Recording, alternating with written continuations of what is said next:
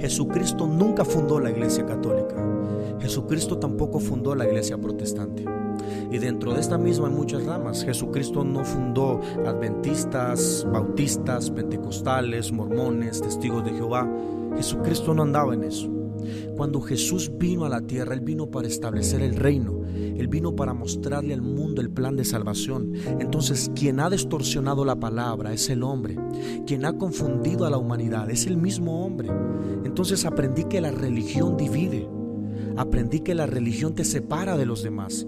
Y no solamente la religión te divide, la política también te divide, el deporte en ciertas partes también te separa de los demás. Pero me encanta que todos somos unidos por la sangre de Jesucristo.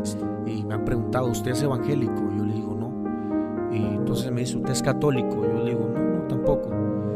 Entonces, ¿qué es usted? Yo le digo, yo soy cristiano.